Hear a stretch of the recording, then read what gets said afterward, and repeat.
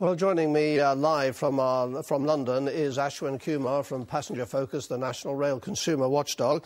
Mr. Kumar, I mean, we should say, first of all, that it isn't just about the Liverpool to Manchester train. This is a widespread problem, isn't it? Yes, there are lots of problems in the area. Liverpool to Manchester is a particular problem, but so is Manchester, Huddersfield, Leeds, and also some of the lines north of Manchester. The Todmorden line is a particular problem. We hear reports of people trying to get on the train at Mill Hills and just not being able to get on, and that's an awful problem, particularly when you've then got to wait more than 20 minutes for your next train. Well, it is, and of course it's Passenger Focus's goal to get the very best deal for passengers, and this sort of thing has gone on for, well, as long as I can remember, and believe me, that's a long time. When is it ever going to get sorted? Well, it really is one of our top priorities, and we've been pushing the government as much as we can to try and commit to more carriages.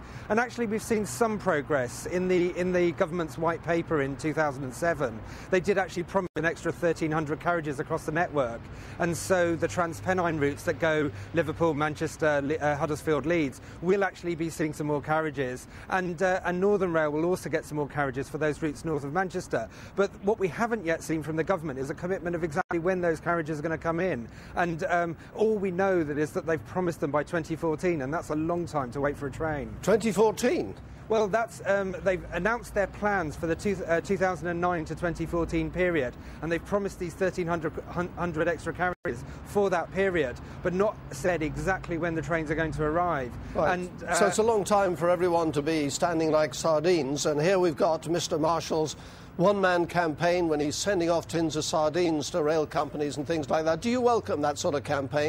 Yes, we do, because we think the more pressure that's brought to bear both on the train companies and the government, the better. MPs, the government, just have to know what an awful problem it is. I mean, I travel regularly on the Manchester to Liverpool service, and your heart sinks when a two-car train rolls in. And it's just, we just shouldn't, in this day and age, have a national shortage of train carriages. So we want the government to get on with buying those extra carriages, and the more people protest, don't just write to the train company, but also contact your MP, and it all helps to make the case that just how bad it is and how much we want it to change. And apart from it just being really uncomfortable, packed in like sardines, is it not a safety hazard?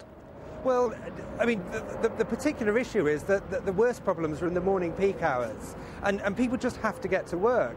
You know, you don't have any choice but to get there, and so people do pile themselves in, and really, particularly on the trains which aren't designed for standing, there's no handholds.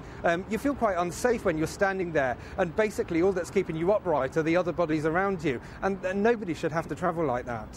Well, it sounds like they're going to have to until 2014, but thank you very much indeed for joining us. Thank you.